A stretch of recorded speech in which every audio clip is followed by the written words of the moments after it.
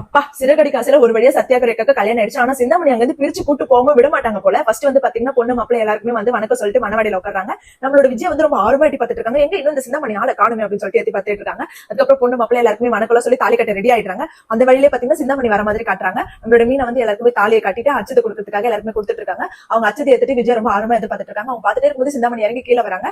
இறங்கி கீழே வரும்போது நம்மளோட சத்திய வந்து ரேகா கழுத்துல கரெக்டா தாலி கட்டிடுறாரு. சிந்தாமணியால நிறுத்த முடியல. ஒரு வழியா தாலி கட்டி முடிச்சுட்டு சிந்தாமணி எப்படி ஷாக்கா பாக்குறாங்க. விஜய் அதை பாத்துட்டு வந்துட்டு அடி வாடி வா அப்படின்னு சொல்லிட்டு சந்தோஷத்துல பாக்குறாங்க. உடனே அவங்க எல்லாருமே சிரிச்சுட்டே இருக்கும்போது சிந்தாமணி நிறுத்துங்க, என் பொண்ணு யார் கேட்டா நீங்க கல்யாணம் பண்ணீங்க, என் விருப்பம் எப்படி நீங்க என் பொண்ணு கல்யாணம் பண்ணுவேன்னு சொல்லிட்டு அங்க ஒரே பிரச்சனை பண்றாங்க. உடனே விஜய் எல்லாம் வா சிந்தாமணி ஒரு வழியா பாத்துட்டு என் பொண்ணோட கல்யாணத்தை அப்படின்னு அவங்க விருப்பத்துறாங்க. டே முத்து நீ யார் கேட்ட என் பொண்ணுக்கு கல்யாணம் பண்ணி வச்சா, எங்க விருப்பம் இல்லாம நீ ஏந்து வா அப்படின்னு சொல்லிட்டு ரேகா கூப்பிடுறாங்க. முத்துல அது எப்படி வர முடியும், அவ எங்க வீட்டு பொண்ணு ஆயிட்டா, அந்த மாதிரி எல்லாம் வர முடியாது அப்படின்னு சொன்னேன். ரேகா அங்க வந்து எந்திரிச்சாங்க. எந்திரிச்சோன்னு சத்தியா நீ உட்கார, நீ எதுக்கு எந்திரிக்கிற அப்படின்னு சொன்னேன்.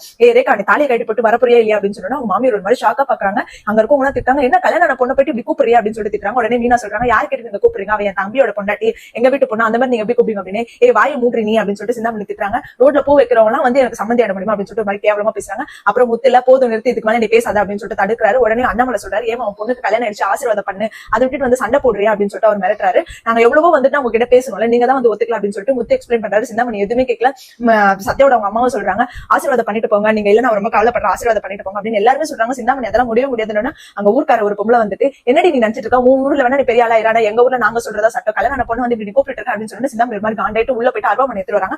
வெட்டிட்டு இங்க இருக்கவங்க எல்லாரும் நான் ஜெயிலுக்கு போறேன் அப்படின்னு சொல்றாங்க. உடனே முத்து அதை கீழே தள்ளி விட்டு, என்ன நினைச்சிட்டு இருக்க, நீ வந்து கல்யாணம் பண்ணிட்டு இருக்க அப்படின்னு சொன்னா சத்யா உங்க அம்மாக்கு கோவம் வந்துருது. அவ எங்க வீட்டு பொண்ணு, எங்க மருமக, நாங்க தான் அவளை இது பண்ணுவோம், நீங்க யார் வந்து கேட்கறதுக்கு அப்படின்னு சொன்னா உடனே சிரேகா அவங்க அப்பா சொல்றாரு, நான் போலீஸ் ஸ்டேஷன் கம்ப்ளைண்ட் கொடுக்குறேன் அப்படின்னு சொல்லிட்டு சொல்றாரு.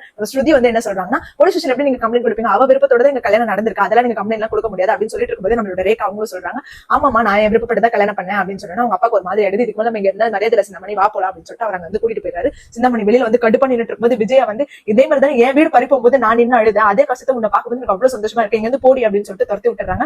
சிந்தாமணி உடனே அங்க இருந்து ஊர்ல இருந்து வெளியில வந்துட்டு ஒரு மரத்துக்கிட்ட உட்காந்து சபதம் விடுறாங்க, என் பொண்ணு எங்க இருந்து கூட்டு போகும், இந்த ஊர்ல இருந்து நான் வரமாட்டேன் அப்படின்னு சொல்லிட்டு சபதம் விடுறாங்க அவங்க அப்பா கிட்ட. அதோட ரேகாவை டைரக்டா கட்டுறாங்க. ரேகா கொண்டு அங்க இருக்கும் எல்லாருமே சமாதானப்படுத்துறாங்க. உடனே பாட்டி சொல்றாங்க, டைம் ஆயிட்டே போது, அவங்களுக்கு சாந்தி முகூர்த்தம் வைக்கணும்ல, அவங்க ஆசீர்வாதம் பண்ணிட்டு அவங்களுக்கு எல்லாத்தையும் ரெடி பண்ணலாம் வாங்க அப்படின்னு சொல்லிட்டு ஆசீர்வாதம் பண்ணிட்டு இருக்கும்போது சிந்தாமணி வந்து பாக்குறாங்க. ரேகா கிட்ட அவங்க அப்பா சொல்றாரு, உங்க அம்மா நீ இல்லாம ரொம்ப கஷ்டப்படுறாமா, அவ சாப்பிட கூட இல்ல வாமா அப்படின்னு சொல்லிட்டு சொல்றாங்க. ரேகாக்கு ஒரு மாதிரி ரொம்ப கஷ்டமாயிடுது.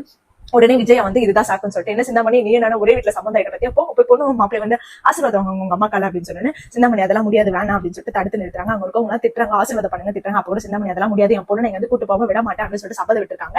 அவங்க அங்க வந்து பிரிச்சு கூட்டு போவாங்களா இல்ல என்ன திருமல் பண்ணி கூட்டிட்டு போறாங்க அப்படின்றது நமக்கு அப்கமிங் எபிசோட்ஸ் எல்லாம் தெரியும்.